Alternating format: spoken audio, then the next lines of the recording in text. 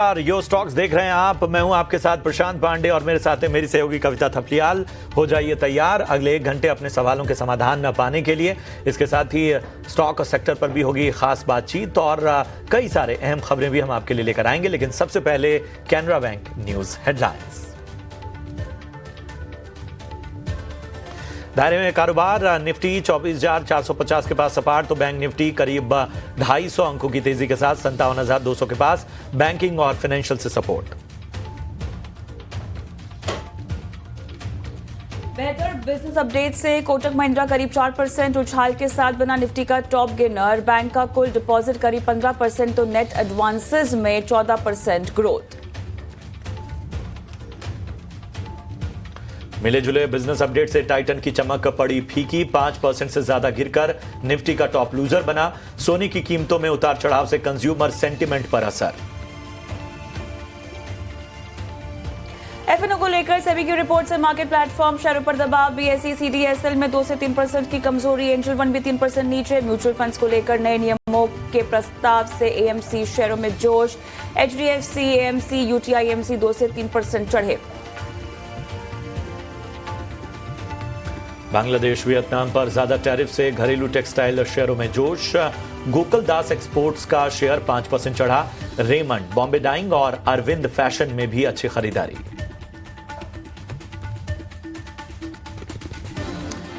Pharma शेयरों में आज भी जोश और मिला जुला एक्शन दिखाई दे रहा है। ऑरबिंदो, ल्यूपिन, डॉक्टर रेड्डीज 2 से 3% नीचे। डिविस लैब और नैटको फार्मा 1 से 1.5% मजबूत।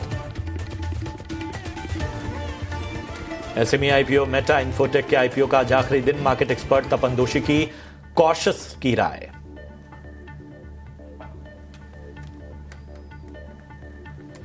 और दो नए SME IPO smart and power और केमकार्ट इंडिया का आज दूसरा दिन। दोनों ही एसएमई आईपीओ में मार्केट एक्सपर्ट तपन दोषी की अवॉइड की राय।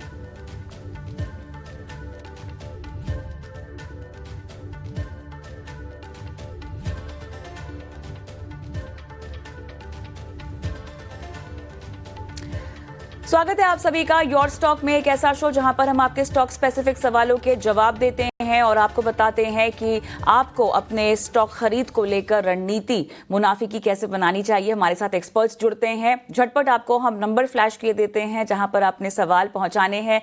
स्टॉक का नाम डालिए, किस भाव पर खरीदा है और आप उसमें कब तक रुकना चाहते हैं, क्योंकि आपकी ड्यूरेशन के हिसाब से, आपकी खरीद की अवधि के हिसाब से जो है आपको सलाह दी जाती है। 9167329108 ये वो नंबर है जहां पर अपने सवाल आप हम तक पहुंचा सकते हैं। सोशल मीडिया प्लेटफॉर्म्स पर हम लाइव होते हैं, लिहाजा अगर आपको यूट्यूब पर अपने सवाल छोड़ने हैं तो आप वो भी कर सकते हैं। कमेंट बॉक्स पे अपने सवाल डाल सकते हैं। लेकिन चलिए, आज शो की शुरुआत आपके सवालों के साथ तो हम करेंगे ही, लेकिन एक बेहद खास रिपोर्ट जो कि सेबी की तरफ से एक बार फिर से खतरे की घंटी जो है वो दिखा रही है। एफएनओ ट्रेडिंग पर सेबी की रिपोर्ट आई है और इसी पर बात करते हैं। हमारे साथ सुनील सुब्रमण्यम जुड़ गए हैं और साथ ही आज बतौर मार्केट एक्सपर्ट हरीश उजारे पृथ्वी फिनमार्ट से भी हमारे साथ है। आप दोनों का स्वागत है हमारी इस बेहद खास पेशकश में। सुनील सर, आपके पास आऊंगी सबसे पहले, क्योंकि इंडस्ट्री वेटरन तो आप हैं ही, लेकिन उसी के साथ साथ निवेशकों के हितों को लेकर हमेशा से आपने आवाज उठाई है। हमेशा से आपने ऐसे रेड फ्लैग्स को हाईलाइट किया है जो समय रहते अगर कोई निवेशक और एफएनओ में ट्रेडिंग करने वाला कोई पकड़ ले तो उनकी जिंदगी भर की जो पूंजी है वो बच सकती है। कुछ हाईलाइट्स रिपोर्ट की हम स्क्रीन पर फ्लैश करते हैं सर, उसके बाद आपके पास आऊंगी मैं सवाल लेकर। तो एफएनओ ट्रेडर्स का जो अमाउंट डूबा है, जो उनके पैसे साफ हुए हैं, हर 100 में से 91 लोगों की जेब खाली हुई है। 1 लाख करोड़ रुपए यहां पर डूबे हैं ट्रेडर्स के। रिटेल निवेशकों का अगर हम देखें, घाटा 41% बढ़कर यहां पर 1 लाख करोड़ के पास पहुंच चुका है। यहां पर प्रत्येक व्यक्ति औसतन, जो रिपोर्ट में सामने आया है आंकड़ा, लगभग 1,10,000 का घाटा यहां पर उसको होता आया है एफएनओ ट्रेडिंग को लेकर। जिस तरह से जो आंकड़े बताते हैं, पहले भी कई बार एफएनओ ट्रेडिंग को लेकर सेबी की रिसर्च टीम ने यह रिपोर्ट दिखाई है, जहां पर अपने घर का जो खर्चा है वो निकालकर लोग एफएनओ ट्रेडिंग करते हैं। जो उनकी बचत है उसमें से लोग जो है इतना जोखिम भरा काम करते हैं। सुनील सर, पहली बार नहीं है जहां पर एक बार फिर से एफएनओ ट्रेडिंग को लेकर यह रिपोर्ट आई है। एक बार फिर से चिंता जता रहा है सेबी। लगातार बतौर रेगुलेटर जो है एफएनओ ट्रेडिंग को लेकर अवेयरनेस, जागरूकता बढ़ाने की कोशिश सेबी भी करता आया है। हम जैसे प्लेटफॉर्म, आप जैसे एक्सपर्ट्स लगातार ये मुहिम भी छेड़ रहे हैं। अब चिंता कितनी ज्यादा बड़ी है? क्या पानी अब सर से जा चुका है? कैसे हम जो है अब इसको समझें और क्या एक्शन अब हम ले सकते हैं? देखिए, आंकड़े आप जैसे स्क्रीन पे दिखाए ना, तो लुकिंग बहुत डरावे हुए लगते हैं डेफिनेटली, मगर इसमें कुछ पॉजिटिव्स भी सामने हैं। क्या मैं कहूंगा कि एक चीज है कि मैं देख रहा था इंडिविजुअल ट्रेडर्स का डेटा, और लास्ट ईयर Q1 और इस साल के जो Q4 देखे हैं तो करीबन 20 लाख लोग कम हैं जो ट्रेडिंग कर रहे हैं। 61 लाख से अभी 41 लाख बन गए हैं। यानी सेबी की जो भी कार्रवाई सेबी ने किया है कि एडवाइस किया है लोगों को, पब्लिश किया है लॉस की डेटा को, और नियम भी लाई है फ्यूचर्स और ऑप्शंस ट्रेडिंग के ऊपर, इंडेक्स की ट्रेडिंग डेज के ऊपर, दोनों एक्सचेंजेस को अलाइन करने के ऊपर, ये सब का इम्पैक्ट थोड़ा दिख रहा है कि कुछ 20 लाख लोग कम ने ट्रेड किया। तो एक वो अच्छी बात है कि जो शायद पहली बार यहाँ पे घुसे और इन्होंने देखा कि लॉसेस, तो वो बाहर चल गए, तो एक अच्छी प्रोग्रेस इसमें दिख रहा है, नंबर वन। पर नेचुरली जो प्रॉब्लम क्या है कि पर इन्वेस्टर की जो लॉस है वो बढ़ चुकी है। यानी जो रह रहे हैं, जो बाहर नहीं निकल गए, वो और भी दांव पे लगा रहे हैं। तो ये टिपिकली एक गैम्बलर का इंस्टिंक्ट होता है कि अगर आप देखें तो कोई गैम्बलर कुछ लॉसेस इनकर करता है तो उसकी बेट की रिस्क टेकिंग कैपेबिलिटी और भी बढ़ती है, क्योंकि वो सोचता है कि एक और बड़े एक्शन से मैं अपना पूरा लॉस वाइप आउट कर सकता हूं। तो ये एक डेंजरस ट्रेड है, वो गैम्बलिंग टेंडेंसी है, और इसलिए ये थोड़ी एक रिस्की थिंग है। सेकेंड चीज आपको देखना चाहिए कि इसका संबंध है और एक जो रिपोर्ट आई थी सेबी की तरफ से, जेन स्ट्रीट वाली, कि उन्होंने करीबन 43,000 करोड़ टोटल नेट 36,000 करोड़ मुनाफा कमाया था थ्रू रिगिंग द इंडेक्स की ऑप्शंस की price on the index day, on the closing day. तो ये चीज भी, ये 1 लाख करोड़ का लॉस, यहाँ पे उनका 43,000 करोड़ का प्रॉफिट। तो कोरिलेशन है कि इंस्टीट्यूशनल प्लेयर्स के पास तो बेनिफिट है क्योंकि लार्ज वॉल्यूम्स होती है, नॉलेज होता है, एल्गोरिथमिक ट्रेडिंग करते हैं, पर उसके अलावा जब मैनिपुलेशन भी उसके साथ जुड़ जाता है ना, तो नेचुरली रिटेल का लॉसेस के चांसेस बढ़ जाते हैं। तो इसीलिए सेबी ने जो कार्रवाई ली है, और मेरा मानना है कि ये खाली एक कंपनी से नहीं रुकेगी, और भी ऐसे HFT जो हेड ट्रेडर्स है, वो हाई फ्रीक्वेंसी ट्रेडिंग HFT, तो ऐसे बड़े बड़े दिग्गज के पीछे अभी भी सेबी जांच कर रही है, और शायद वो डेटा जब सामने आएगा और उनके ऊपर कुछ ना कुछ नियम लाके उस मैनिपुलेटिव प्रैक्टिस को कंट्रोल में लाने की कोशिश करेगी, तो शायद ये बेटर होगी अपने रिटेल ट्रेडर्स के लिए। तो एक अच्छी खबर वो है कि सेबी की एक्शन खाली रिटेल को कंट्रोल करने में नहीं है, मगर उस तरफ एक क्लीनर और बेटर ट्रेडिंग एनवायरनमेंट जैसे एक डेवलप्ड कंट्रीज में होता है, उसकी ओर हम जा रहे हैं। बट फाइनली प्रॉब्लम्स आती है बिकॉज हमारी कैपिटल मार्केट की डेप्थ बहुत कम है compare to international capital markets. तो इसलिए रिटेल ट्रेडर्स को सावधान रहने की जरूरत है। और जैसे आपने सही फरमाया कि लोग अपने जो घर के लिए या अपनी फैमिली के लिए कुछ पैसा रखे, उसको जाके दाव में डाल रहे हैं, तो इसमें फाइनेंशियल लिटरेसी का काम बहुत इंपॉर्टेंट है। और SEBI, AMCs, mutual fund distributors, और खास करके ब्रोकिंग हाउसेस जिनके थ्रू ये रिटेल ट्रेडर्स करते हैं अपना काम, राइट, उनको थोड़ा एजुकेशन पे ध्यान देना चाहिए और समझाना चाहिए रिटेल ट्रेडर्स को कि भैया ये जोखिम भरा चीज है, आप पैसा लगा रहे हैं तो निवेश के लिए लगाइए, बिल्कुल एक्टिविटी के लिए मत। बिल्कुल, बहुत अहम बात आपने कही है, और जाहिर सी बात है कि ये जो दिलचस्पी बढ़ती जा रही है, और जैसा आप बता रहे हैं कि एक जुए की तरह कहीं ना कहीं इसकी तमाम चेतावनियों के बावजूद लोग इसमें लगातार एक एंगेजमेंट अपना देख रहे हैं। हमें बताइए कि क्या वाकई अब ज़रूरी है कि बहुत युद्ध स्तर पे शायद फाइनेंशियल लिटरेसी, शायद बहुत बड़े पैमाने पर शायद स्कूल कॉलेजेस हों, या फिर एक अवेयरनेस कैंपेन की जो बात की जा रही है, वो चेतावनी आगे ले जानी होगी? बिल्कुल, आपने बहुत सही फरमाया इसको, क्योंकि जैसे देखिए AMC इंडस्ट्री के लिए 1 बेसिस पॉइंट सेबी ने निकालकर एम्फिको दिया है इन्वेस्टर एजुकेशन के लिए म्यूचुअल फंड के बारे में, मगर स्टॉक मार्केट की रिस्क के बारे में ओवरऑल वो उतना काम अभी तक नहीं हुआ है। वो निसम है, NSE है, मगर यहाँ पे भी थोड़ा शायद ब्रोकिंग हाउसेस के जरिए बहुत बड़ा एक स्टॉक मार्केट की रिस्क रिवॉर्ड क्या होती है, कैसे डेरिवेटिव्स का ये होता है, वो समझाने की बहुत जरूरत है। और मेरे ख्याल में स्कूल से ही शुरू करना चाहिए, शायद 7वीं या 8वीं कक्षा से ही शुरू करना चाहिए, कि क्योंकि एक तरफ होता है फाइनेंशियल प्लानिंग और गोल प्लानिंग और रिटायरमेंट प्लानिंग, दूसरी तरफ होती है कि लोगों में जो एक जुआ खेलने की आदत होती है उसको भी कंट्रोल करके खेले। हम उसको बैन नहीं कर सकते क्योंकि हमारे देश में कुछ और रास्ता नहीं है ना। इन टर्म्स ऑफ कैसिनोज, गैम्बलिंग तो अलाउ नहीं करते हैं, लॉटरी भी ज्यादातर अलाउ नहीं होता है, और ऐसी चीज, और ड्रीम 11 जैसी चीज में लोग जाके अपना जो जुए की मेंटालिटी है उसको इस्तेमाल कर रहे हैं। मगर उसको पूरा हम नेगेटिव नहीं कर सकते, माने निकाल नहीं सकते। तो उसको एक कंट्रोल तरीके से ग्रिड लाइन जैसे लगा के, आपका एक रिस्क प्रोटेक्शन, इतना नुकसान हो गया तो हट जाएं, इतना प्रॉफिट हो जाए तो बुक करें, ये सब चीज आपको सिखाने की जरूरत है। बिल्कुल आपने कहा, और मेरा मानना है इसमें लीडरशिप आनी चाहिए ब्रोकिंग हाउस के जरिए, क्योंकि डायरेक्ट वही कांटेक्ट है इन रिटेल ट्रेडर्स के साथ। और शायद और भी एक चीज करने की जरूरत है, यानी इंडिविजुअल लोग जो करते हैं ना कि नुकसान होता है तो उसको और भी बड़े बेट लेने शुरू करते हैं। तो एक तरफ से वहां पे शायद कुछ ऐसे एक्सेसिव ट्रेडिंग मेंटालिटी वाले लोगों को कंट्रोल में रखने के लिए शायद बैन भी करना होगा ब्रोकिंग हाउस के जरिए, कि इतना लॉस आपको बढ़ रहा है। देखिए शायद एग्जाम्पल भी देने होंगे ताकि लोगों को थोड़ा सा, कई बार होता है कि जो रिटेल ट्रेडर होता है वो कई बार जब उसे उस नुकसान के बारे में उदाहरण दे के समझा दिया जाए और अवेयरनेस फैलाई जाए तो शायद उसको ज्यादा समझ में आता है। वो कहते हैं ना, कई बार परिवार में अगर एक उदाहरण दिया जाता है कि अरे सब कुएं में कूद रहे हैं तो तुम भी कूदोगे, तो शायद व्यवहारिकता में इसे लाना होगा। बहुत बहुत शुक्रिया सुनील सर, हमेशा अच्छा लगता है आपसे बातचीत करना और तमाम जानकारियां आप बहुत स्पष्ट तरीके से रिटेल निवेशकों के हित में रखते हैं। बहुत बहुत धन्यवाद अपनी चर्चा को यहाँ पर लाने के लिए, और उसके साथ ही आगे भी हम इस तरह की चर्चाओं में आपको आमंत्रित करते रहेंगे।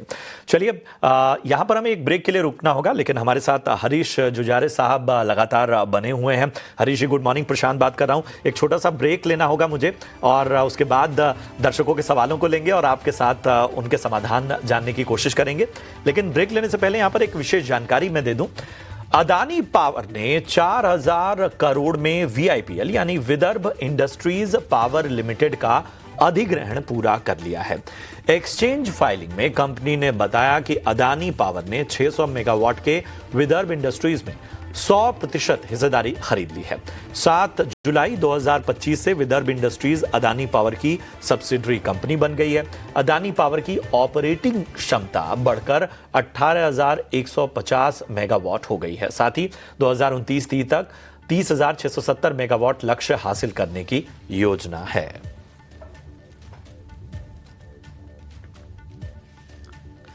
चलिए यहाँ रुकेंगे एक छोटे से ब्रेक के लिए। अपने सवाल हम तक का पहुंचाते रहिए, नंबर आपको सामने फ्लैश हो रहा है। फिलहाल यहाँ रुकेंगे एक छोटे से ब्रेक के लिए, फौरन हाजिर।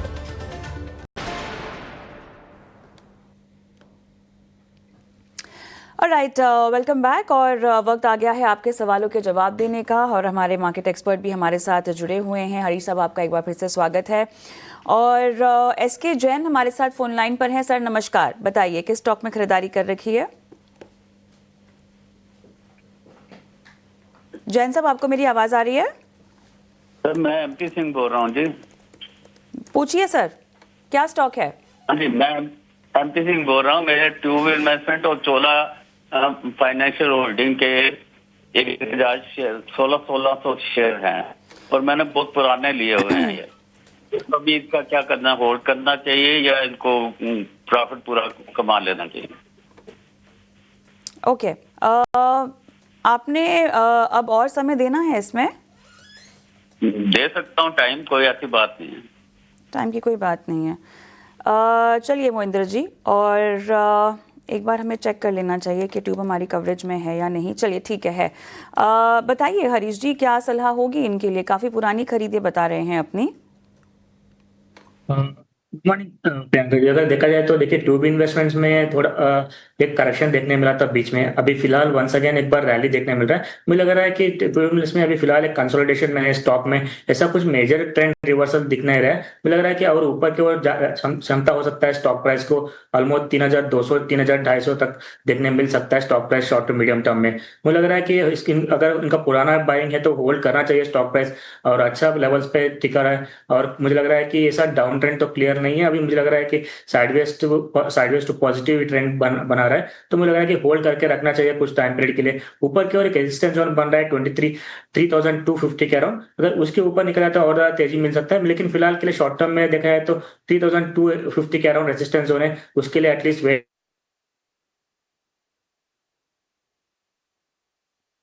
तो ये है राय और आपको बेहतर लेवल्स और क्या आपको रणनीति रखनी है ये भी बता दी गई। चलिए इन सब के बीच में अब अगला सवाल यूट्यूब के ज़रिए लेते हैं और हमारा अगला सवाल वीएस तलवार साहब से आया है और इन्होंने एसबीआई पे राय जाननी चाहिए। 250 शेयर है इनके पास, 807 के भाव पे इन्होंने खरीदारी की हुई है। हरीश जी, प्रशांत बात कर रहा हूँ, गुड मॉर्निंग। हमें बताइए एसबीआई पे क्या राय बन रही है। 807 के भाव पे इन्होंने खरीदारी की हुई है।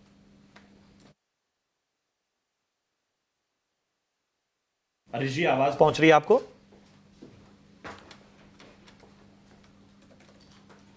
लगता है कुछ तकनीकी खामी है। इन सब के बीच में हम सवाल तो हमने रख दिया है। 807 की बाइंग है, हम इसको और जुड़ने के बाद उनसे राय लेंगे। लेकिन आपको बता दें कि एसबीआई की अगर हम अब बात करें तो इंटरेस्टिंग बाइंग है इनकी 807 की और आसपास ही है फिलहाल स्टॉक।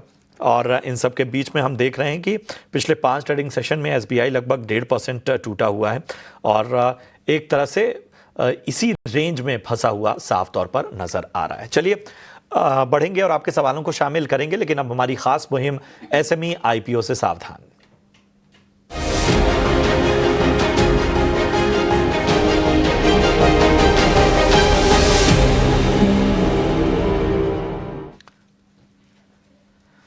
तो एसएमई आईपीओ से सावधान में हम आपको लगातार आगाह करते आ रहे हैं। हमारा मकसद आपको उन एसएमई आईपीओ से सावधान करने का है जिसमें आपके पैसे डूब न जाएं, फंस न जाएं। शरद दुबे आज फिर से कई एसएमई आईपीओ पर अपनी स्पेशल रिसर्च लेकर हाजिर हैं। शरद, गुड मॉर्निंग। और मैं तो यही कहूँगा कि आप जो रिटेल निवेशक हैं और जो मार्केट के खासतौर पर नए पार्टिसिपेंट हैं उनके एक तरह से सारथी बन चुके हैं, उनके एक मार्गदर्शक बन चुके हैं। आज बताइए, आज कहां पर आप की नज़र है और क्या कुछ राय बन रही है? जी बिल्कुल, कल हमने जो इम्पैक्ट दिया था देखे थे 3 कंपनी जो है 20% से ज़्यादा का गिरावट आया था लिस्टिंग में और म्यूटेड लिस्टिंग बाकी 2 के देखने मिले थे। लेकिन आज सिर्फ एक ही है कविता एसएमई आईपीओ जिस पर हमारी नज़र रहेगी। कंपनी का नाम है ग्लेन इंडस्ट्रीज़।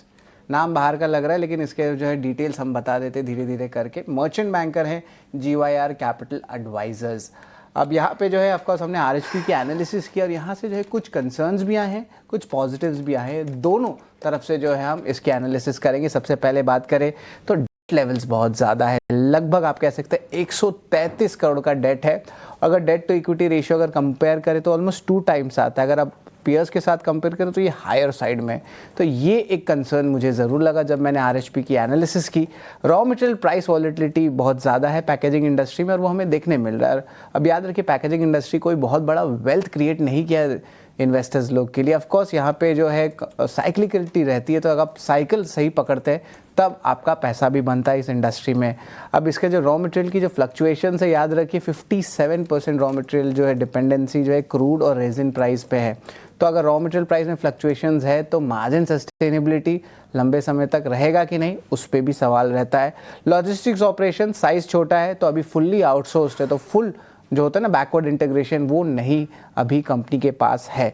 हालांकि वैल्यूएशंस देखें तो मर्चेंट बैंक ने जो है एक आप कह सकते हैं रीजनेबल वैल्यूएशंस रखा है और जो आंकड़े देख रहे हैं, जो अर्निंग्स ग्रोथ आ रही है, जो दिखाया गया है वहाँ पे स्ट्रेंथ है। आरओई नंबर्स में भी स्ट्रेंथ देखने मिल रहा है। तो ऑफकोर्स यहाँ पे मिले जुले संकेत जो है इस आईपीओ से देखने मिल रहा है ग्लेन इंडस्ट्रीज़ का। लेकिन चलिए हमारे साथ सीए तपन दोषी जुड़ रहे हैं जो इन्होंने डिटेल स्टडी भी किया है इस कंपनी के बारे में और आपकी क्या रिकमेंडेशन रहेगी, दोनों पे जो है राय दे। तपन।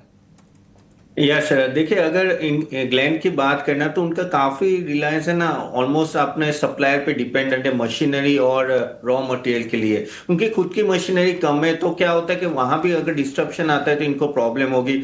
और जैसे आपने बताया ना 57% उनका रेवेन्यू का जो कॉस्ट होती है ना वो क्रूड और रेजिन प्राइसेस पे, तो वहां फ्लक्चुएशन आता है तो डायरेक्ट प्रॉब्लम आ सकती है। प्लस पूरा जो लॉजिस्टिक ऑपरेशन है ना वो थर्ड पार्टी को दिया गया है। अब वही है कि अगर वहां कोई ना ऊपर नीचे हुआ तो डिस्ट्रीब्यूशन रिस्क डायरेक्टली आ जाता है। उनका जो आईपीओ फंडिंग जो होगा ना वो एक नई फैसिलिटी के लिए यूज करने वाले, ऑलमोस्ट 47 करोड़, तो वहां कुछ डिले और कॉस्ट ओवररन के चांसेस बढ़ जाते हैं। डेट जैसे आपने बताया ना, debt to equity almost 2 times है, तो आप सोचिए इंटरेस्ट कॉस्ट काफी हायर होगा और अपने पीयर्स के सामने तो ये काफी हाई है, क्योंकि ये बिजनेस ऐसा नहीं है कि नो बड़ा मोट है, यहाँ कोई भी एंटर कर सकता है। सो प्रॉफिटेबिलिटी रिसेंटली बढ़ी है, लेकिन वो क्या वो सस्टेन होगी नेक्स्ट फ्यू क्वार्टर्स में वो देखना रहेगा।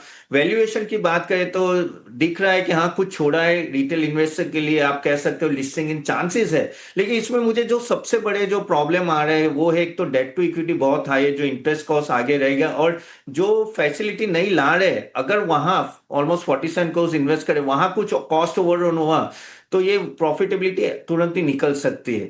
तो नो डाउट क्लाइंट्स अच्छे हैं, लेकिन मुझे लॉन्ग टर्म में ये अभी अवॉइड मानूंगा। आगे जाके अगर फाइनेंशियल सिचुएशन चेंज होती है तो सोच सकते हैं, अभी के लिए तो मैं अवॉइड कह सकता हूँ इसे। ये बिल्कुल ग्लेन इंडस्ट्रीज के लिए अभी के लिए अवॉइड की सलाह है तपन के। धन्यवाद तपन, आप हमारे साथ जुड़े और एसएमई आईपीओ पे आपने एनालिसिस दिया। और कविता, ऑफ कोर्स एसएमई स्पेस पे जो है हमारी निगरानी जरूर रहेगी। Absolutely. और कल 1-2 लिस्टिंग्स भी आ रहे हैं। बिल्कुल, और उसके लिए आपकी रिसर्च भी आप तैयार रखे हुए हैं, तो इंतजार रहेगा हमारी कल की पेशकश का, जहां पर एक बार फिर से एसएमई आईपीओ से आप कैसे सावधान रह सकते हैं ये आपको बताएंगे। प्रशांत, आज पूरा ही शो मेरे ख्याल से हमने निवेशकों के हितों की बात तो हम हमेशा करते ही हैं, लेकिन आज जो एलिमेंट्स हमने शो में डाले हैं काफी हद तक और मेरे ख्याल रिटेल से निवेशकों के लिए जानना बहुत जरूरी है कि जो पूरा आधार है मेरे ख्याल से इस पूरे इकोसिस्टम का, वो निवेशक हैं, वो दर्शक हैं। तो सबसे पहले जो प्राथमिकता है उन दर्शकों को, उन निवेशकों को देनी चाहिए। वित्तीय साक्षरता ये बहुत ज्यादा जरूरी है। अगर आप इसमें आगे नहीं बढ़ पा रहे हैं तो एसएमई आईपीओ में आपके हाथ जल सकते हैं, एफएनओ में ट्रेडिंग करके आपको नुकसान हो सकता है। अपने आप को फाइनेंशियली लिटरेट रखिए। वित्तीय साक्षरता बहुत जरूरी है, क्योंकि बड़ी बात यह है और मेन बात यह है, आपकी मेहनत की कमाई है सर, आपकी गाड़ी कमाई है। और इसीलिए जो है हम ये खास पेशकश हर पैमाने पर लेकर आते हैं। हर इन्वेस्टमेंट इंस्ट्रूमेंट, हर निवेश के विकल्प में कहां आपके लिए जोखिम है, ये हम आपको बताते हैं। चलिए तपन, आपका बहुत बहुत धन्यवाद। हरीश, आपका बहुत बहुत धन्यवाद, समय दिया और दर्शकों के सवालों के जवाब दिए। हम एक छोटा सा ब्रेक लेते हैं। ब्रेक के उस पार अगली कड़ी योर स्टॉक की तैयार है, जहां पर एक बार फिर फोकस होगा आपके स्टॉक स्पेसिफिक सवालों पर।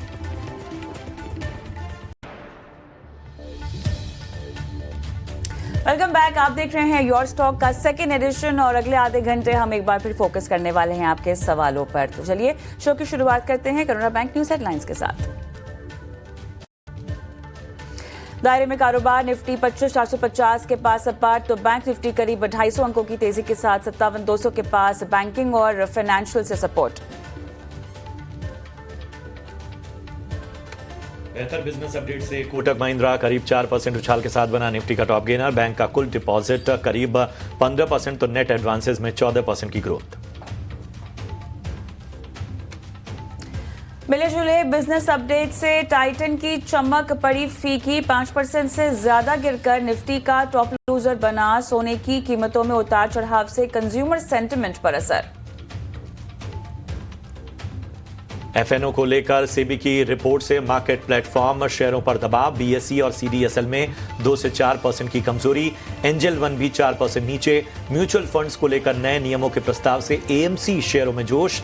एचडीएफसी एएमसी और यूटीआई एएमसी 2 से 3% चढ़े। बांग्लादेश, वियतनाम पर ज्यादा टैरिफ से घरेलू टेक्सटाइल शेयरों में जोश। ओकुलदास एक्सपोर्ट का शेयर 4% चढ़ा। बॉम्बे डाइंग और अरविंद फैशन में भी अच्छी खरीदारी। फार्मा शेयरों में भी आज मिला जुला एक्शन। ऑरबिंदो, ल्यूपिन और डॉक्टर रेड्डीज 2 से 4% नीचे। डिवीज लैब और नेटको फार्मा 1 से 1.5% मजबूत।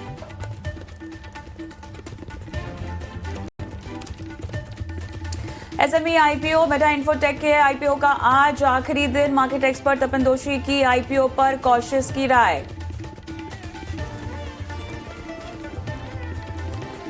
और दो नए एसएमई आईपीओ मार्टिन पार और कैमकार्ट इंडिया का आज दूसरा दिन। दोनों ही एसएमई आईपीओ में मार्केट एक्सपर्ट तपन दोषी की अवॉइड की राय।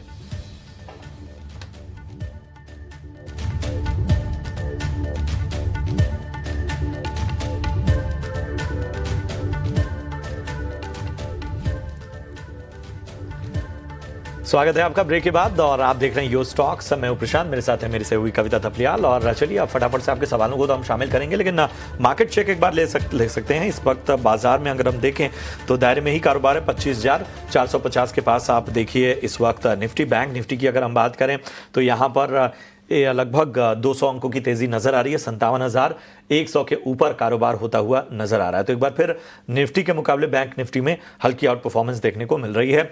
और मार्केट ब्रेथ जरा लेकर आइए। 1107 शेयर इस वक्त ऐसे हैं जो कि हरे निशान में कारोबार कर रहे हैं और 1489 शेयर ऐसे हैं जो कि लाल निशान में कारोबार करते हुए नजर आ रहे हैं। हमारे साथ इस वक्त जुड़ चुके हैं अक्षय भागवत साहब, जाने माने मार्केट एक्सपर्ट। अक्षय, बहुत बहुत स्वागत आपका। और सबसे पहले बाजार पर राय दीजिए, निफ्टी बैंक निफ्टी पे तो राय दीजिए। हम मार्केट ब्रेथ में भी देख रहे हैं कि मतलब ऑलमोस्ट कल जैसा ही मोमेंटम नजर आ रहा है। तो अभी भी स्टॉक स्पेसिफिक सेक्टर स्पेसिफिक रणनीति जो है वो आगे रखनी चाहिए, और इंडेक्स पर दोनों पर क्या राय बन रही है? गुड मॉर्निंग प्रशांत। तो बिल्कुल आपने सही कहा कि कुछ दिनों से मार्केट का जो वॉल्यूम्स है बहुत ही कम दिख पा रहा है, और धीरे धीरे जो है हल्का सा बिकवाली का प्रेशर इंडेक्स में है और स्टॉक स्पेसिफिक प्रेशर भी काफी बनता हुआ दिख रहा है कुछ दिनों से। तो सिर्फ निफ्टी की बात करें तो 25,250 से 25,300 ये जो जोन है वो बहुत ही अहम रहेगा आने वाले दिनों के लिए या शॉर्ट टर्म के लिए। जब तक ये लेवल होल्ड करता है तो आपको निफ्टी में लॉन्ग पोजीशंस बने रहना है। भले शॉर्ट भले साइडवेज है, फिर भी ओवरऑल एक न्यूट्रल सेटअप है। 25,300 और 25,600 फिलहाल ये रेंज बनता हुआ दिख रहा है। ऑलराइट, चलिए अब अक्षय शुरू करते हैं दर्शकों के साथ जुड़ना भी। पहले दर्शक हमारे साथ फोन लाइन पर जुड़े हुए हैं। नमस्कार सर, क्या सवाल है आपका? नमस्कार जी, मेरा सवाल ये था कि मेरे पास इन्फोसिस के शेयर थे, ओके, तो और मैं लॉन्ग टर्म के लिए रुक सकता हूँ? ठीक है सर। मुझे आप रेट बताएंगे आपका खरीदारी का इन्फोसिस में? इन्फोसिस करीब करीब एवरेज प्राइस 1,300 रुपए के आसपास का है। ओके, और कोई स्टॉक? लगभग 300 क्वांटिटी है करीब। ठीक है सर, इन्फोसिस 1300, 300 क्वांटिटी। और कोई स्टॉक है? और एक भारत इलेक्ट्रॉनिक, ओके, वो मेरे पास में भारत इलेक्ट्रॉनिक के 1,500 शेयर हैं। ओके, चलिए दोनों में ही मेरे ख्याल से आपको मुनाफा हो रहा है। अब मुझे ये बताइए कि आपको कितना रुकना है? नहीं, मैं अभी 3 महीने और रुक सकता हूँ। 3 महीने और रुक सकते हैं। कोई स्टॉप लॉस लगाया था आपने अपने लिए? नहीं, ये मैं काफी समय से रखा हुआ हूँ शेयर, बिल्कुल लॉन्ग टर्म से। ओके, चलिए ठीक है, बताते हैं आपको कि अगले 3 महीने के लिए ये मुनाफा और कितना बढ़ सकता है, या वक्त आ गया है कि मुनाफा बांधकर निकल जाएं। अक्षय, क्या कहते हैं? जिस तरह से हाल फिलहाल में हमें बीएल और इसके रिलेटेड तमाम काउंटर्स की चाल देखने को मिल रही है, थोड़ी सी नरमी और प्रॉफिट बुकिंग, लेकिन अब 3 महीने का ही इनका नजरिया है, क्या करेंगे ये बताइए दोनों ही काउंटर्स में? जी, तो इन्फोसिस की बात करें तो सबसे अहम चीज जो आपको ट्रैक करना है वो क्वार्टरली नतीजे रहेंगे। मेरे हिसाब से सेकेंड हाफ ऑफ जुलाई में इन्फोसिस अपने नतीजे अनाउंस करेगा, जिसके बाद आपको कुछ एक डायरेक्शनल मूव बन सकता है स्टॉक में। फिलहाल टेक्निकली अगर स्टॉक को देखें तो कहीं ना कहीं गए 4 हफ्तों से एक प्राइस एक्शन बता रहा है कि 1650 एक बहुत ही स्ट्रॉन्ग रेजिस्टेंस है। और अगर ब्रॉडर टेक्निकल आउटलुक भी देखें, अगर 1650 भी ब्रेक करे तो फिलहाल 1700 तक ही टारगेट अगले 1.5 से 2 महीने के लिए बन पा रहे। तो जो सेटअप है टेक्निकल वो न्यूट्रल है, कहीं ना कहीं 1650 और 1550 ये रेंज है। तो अगर 1.5 से 2 महीने की बात है तो मेरी सलाह रहेगी कि आधा क्वांटिटी आप इन्फोसिस में रिजल्ट नतीजों के पहले बुक कर ले, और नतीजों को एक बार वापस रिव्यू करके पोजीशन आप बाद में बना सकते हैं। पर टेक्निकली एक न्यूट्रल सेटअप है। और बीएल की बात करें भारत इलेक्ट्रॉनिक्स की, तो एक तरफा चला है, लॉन्ग टर्म इन्वेस्टर है, तो मेरे हिसाब से कोई आपको चिंता वाली बात नहीं दिख पा रही है। बस ये मंथ शायद जुलाई मंथ एक तरफा चलने के कारण शायद साइडवेज हो और 400 और 450 ये रेंज के दायरे में सीमित रहे। पर लॉन्ग टर्म के लिए अभी भी स्टॉक काफी पॉजिटिव है, तो बने रहने की सलाह रहेगी। तो लॉन्ग टर्म के हिसाब से जो है वो फिलहाल यहाँ पर बने रहने की आपको सलाह मिलती हुई। चलिए बढ़ते हैं आगे और अपने पहले कॉलर को अपने साथ जोड़ते हैं। गुड मॉर्निंग, क्या नाम है आपका, कहाँ से बात कर रहे हैं? राजेंद्र कुमार जी, कहाँ से बात कर रहे हैं राजेंद्र जी? हैदराबाद से बोल रहे हैं। ठीक है, बताइए कौन सा सवाल आप जानना चाहते हैं, क्या है आपकी? द्वारिकेश शुगर है मेरे पास जी, 76 रुपीज में खरीदा हुआ, 1400 शेयर है। ठीक है। और GMR एयरपोर्ट है 85 रुपए के 800 शेयर, और हिंद कापर है 291 रुपए के 540 शेयर। अच्छा, तो बाकी तो स्टॉक नहीं है। GMR एयरपोर्ट हम एक बार देख लेते हैं। हमें बताइए GMR पे आपने किस लेवल पे बाइंग की है? 85 रुपीज, 85 रुपए पे इन्होंने खरीदारी की है। अक्षय बताइए, इंटरेस्टिंग बाइंग है, 85 रुपए की, फिलहाल 90 रुपए पे ये स्टॉक चल रहा है, क्या करना चाहिए? सबसे पहले अगर GMR एयरपोर्ट का व्यू लिया जाए तो मेरे हिसाब से लॉन्गर टर्म के लिए स्टॉक एक पॉजिटिव टेक्सचर है, बट अगर अगले 2-3 महीने की बात की जाए तो एक रेजिस्टेंस के आसपास आ रहा है जो है करीबन 92 के आसपास। तो 92 आप पिछली बार देखे शायद मेरे हिसाब से अप्रैल में छुआ था, उसके बाद हमने 80 रुपए तक एक डिप देखा था। तो ये रेजिस्टेंस जो है टेस्ट किया है, तो हल्का सा प्रॉफिट बुकिंग के चांसेस बहुत है करंट लेवल से। उसका मतलब ये नहीं निकलता है कि स्टॉक खराब है। शॉर्ट टर्म के लिए शायद थोड़ा डिप मिल सकता है स्टॉक में, लॉन्गर टर्म के लिए आपको फिलहाल बने रहने की सलाह है। अगर आप मिनिमम 6 मंथ्स प्लस की टाइम फ्रेम होराइजन से होल्ड करें तो वापस 100 के लेवल्स छूने की मैं उम्मीद कर रहा हूँ GMR एयरपोर्ट्स में। आगे बढ़ते हैं और अगला सवाल अरुण का लेते हैं, फोन लाइन पर मेरे साथ है अरुण। हाय, गुड मॉर्निंग। गुड मॉर्निंग बताइए अरुण, आपने किस स्टॉक में खरीदारी कर रखी है? मैडम, मैंने अपना KPIT के अंदर लिया हुआ है 150 शेयर, ओके। और वो मैंने 1500 रुपए में लिया हुआ है। और आपको इसमें कितना रुकना है? मैडम, मैं 3 महीने तक रुक सकता हूँ। आपकी बाइंग प्राइस से तो नीचे तो चल रहा है। नुकसान हो रहा है मेरा। राइट, मेरा नुकसान हो रहा है। बिल्कुल नुकसान हो रहा है। चलिए बताते हैं आपको क्या करना चाहिए। अक्षय, 1500 की खरीद है, 1262 के आसपास स्टॉक चल रहा है। पिछले 1 महीने भी हमने देखा है कि बहुत ज़्यादा वॉल्टिलिटी काउंटर में, क्या कहेंगे? जी, KPIT में अगर आप 4 महीने से भी अगर स्टॉक का ओवरऑल चाल देखें तो कहीं ना कहीं एक रेंज के दायरे में सीमित है, बट एक क्लैरिटी मिल पा रही है कि जो ब्रॉडर टेक्निकल सेटअप है अभी भी नेगेटिव है। हर थोड़े से उछाल में स्टॉक में बिकवाली का प्रेशर बनता हुआ दिख रहा है। फिलहाल एक 1400 का स्ट्रॉन्ग रेजिस्टेंस गए 3 महीने से बना है, और वापस जो है 1400 से बिकवाली का जो प्रेशर है बढ़ता जा रहा है। तो कुल मिला के आपका जो टाइम होराइजन है सिर्फ 3 महीने का है, उसके मध्य रखते मैं आपको एग्जिट की राय दूंगा, क्योंकि शॉर्ट टर्म या 3 महीने की अवधि में स्टॉक वापस 1000 लेवल तक छूने की मैं उम्मीद कर रहा हूँ। तो उसके चलते एग्जिट की राय रहेगी KPIT टेक में। IT टेक में आपको मिलती हुई। अजय कुमार हमारे साथ इस वक्त फोन लाइन पर जुड़े हुए हैं। Ajay ji, good morning. कहां से अच्छा, ठीक है, इन्होंने अपना सवाल YouTube के जरिए पूछा है। एंजल वन पर राय जानना चाहते हैं। 200 शेयर हैं, 2960 के रुपए पे इन्होंने खरीदारी की हुई है। तो बाइंग प्राइस एक बार फिर से बता देता हूं, 2960, और अच्छा खासा नुकसान एंजल वन में इनको होता हुआ। बताइए क्या करना चाहिए अक्षय? जी देखिए, एंजल वन अगर आप मंथली चार्ट्स देखें तो कहीं ना कहीं एक रेंज के दायरे में सीमित होने वाली बात है अगर आपका आउटलुक 5 से 6 महीने का है, क्योंकि स्टॉक अगर आप देखें तो कहीं ना कहीं 3 महीने पहले भी 3200 के स्तर से बिकवाली का प्रेशर बना था। उसके बाद हमने 2000 तक लेवल देखे। फिलहाल पिछले महीने भी 3200 से बिकवाली का प्रेशर बना, कंटिन्यू हो रहा है, और अगर वही पैटर्न फॉलो करे तो वापस 2000 तक छू सकता है। तो अगर आपका 3 से 5 महीने का आउटलुक है तो रेंज में रहने का है का व्यू है। फिलहाल 2000 तक भी नीचे छू सकता है, पर लॉन्गर टर्म जो कम से कम 1 साल प्लस अगर आपका व्यू है तो आप बने रहिए, क्योंकि लॉन्गर टर्म प्राइस स्ट्रक्चर अभी भी काफी मजबूत है। एवरेजिंग अगर करने के लिए आप ओपन है तो 2000-2100 या 2100 ये रेंज जब भी आगे चल के है वहां पे आप एवरेजिंग के लिए एंजल वन में सोच सकते हैं। एवरेजिंग के लिए लेवल्स बताते हुए अक्षय भागवत। विक्रम मेरे साथ फोन लाइन पर है। विक्रम, हाय, गुड मॉर्निंग। जी गुड मॉर्निंग। कहाँ से बोल रहे हो आप? मैं विक्रम बोल रहा हूँ, भोपाल से, मध्य प्रदेश। यस बैंक खरीदा है? यस बैंक लिया है आपने? विक्रम, आवाज आ रही है? जी। आपने यस बैंक किस भाव पे लिया है? 50 पैसे पे लिया था मैंने। 22.50 रुपए, इज दैट राइट? जी। ठीक है, रखना है या निकल जाना है? आप मुझे नजरिया बताएंगे कितना रुकना चाहते हैं? मैं रुक सकता हूँ मगर बढ़ेगा तो 5-6 महीने या साल भर।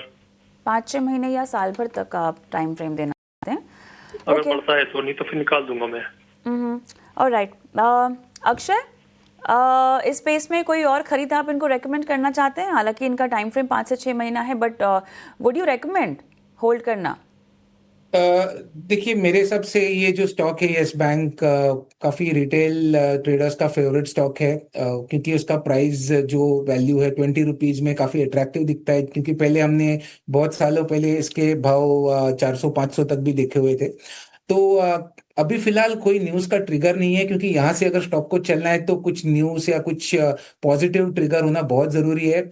जो मैं प्राइस चार्ट पे स्टडी कर रहा हूँ, 21-22 के लेवल पे, 21-22 के लेवल पे बार बार गए 4 हफ्तों से हल्का सा जो है बिकवाली का प्रेशर है।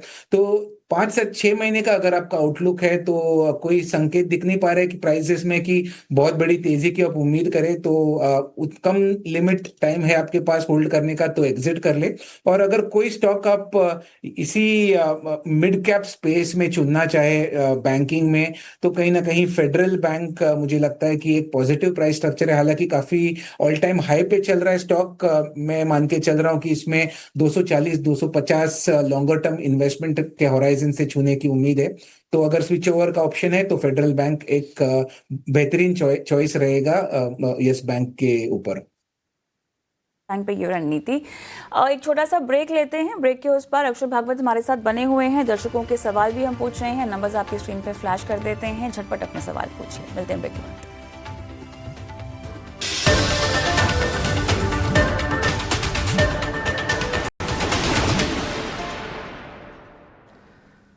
स्वागत है आपका ब्रेक के बाद, और अब बढ़ते हैं आगे, लेकर आते हैं आपके लिए ऑप्शंस के चैंपियन।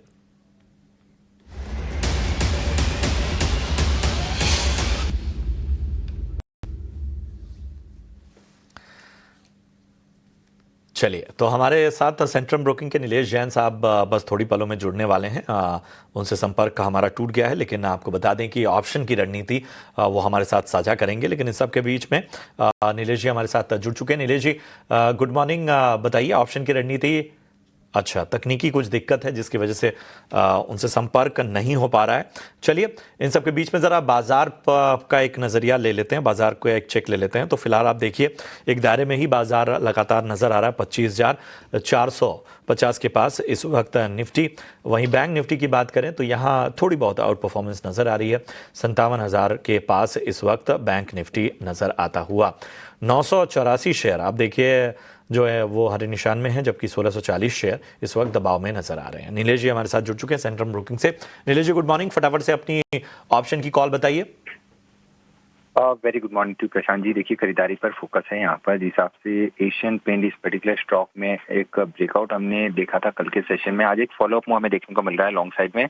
तो यहाँ पर पुल बैक जो है वो एक्सटेंड होता हुआ नजर आ रहा है टुवर्ड्स द लेवल्स ऑफ 2480 से लेके 2500 तक के लेवल हमें देखने को मिल सकते हैं। इसलिए यहाँ पे 2460 का कॉल ऑप्शन लेने की सलाह होगी, जो फिलहाल ट्रेड हो रहा है 55-56 रुपए के आसपास। स्टॉप लॉस रखना होगा 42 का, टारगेट होगा 75 और 88।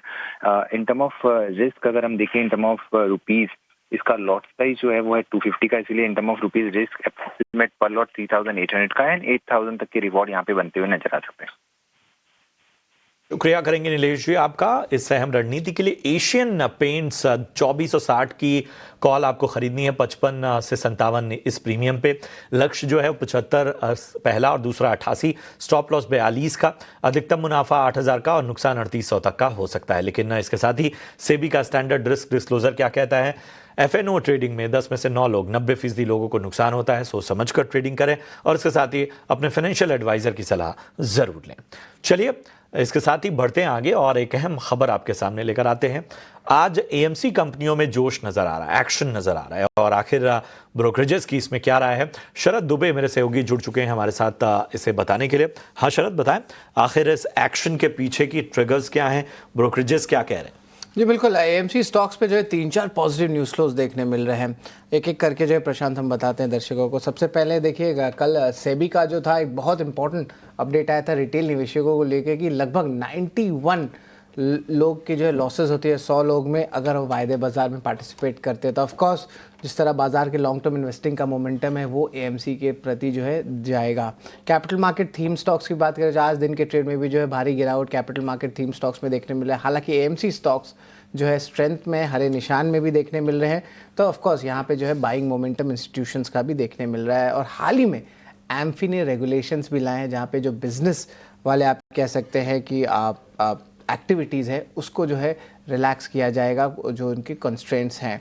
ब्रोकरेज इनिशिएशंस की भी बात कर लेते हैं, जहाँ पे 3 अहम स्टॉक्स पे इनिशिएटिंग कवरेज स्टार्ट हुआ है। हाल ही में जियो फाइनेंशियल की बात करें तो जियो ब्लैक रॉक म्यूचुअल फंड ने 17,800 करोड़ रुपए एनएफओ के जरिए उठाए हैं। और एम्फी डेटा जो है कल जून के आने वाले एक्सपेक्टेशंस है कि ज़्यादा रहेगा। अब ब्रोकरेजेस की भी बात कर लेते हैं। HDFC AMC में बाई है, टारगेट 6,000 रुपये का है। निपॉन लाइफ टारगेट 950 का है। UTI AMC का टारगेट 1,500 रुपये का है। तो ऑफकोर्स ब्रोकरेजेस में भी देखें तो आज इनिशिएटिंग रिपोर्ट एंटीक का आपको देखने मिल रहा है।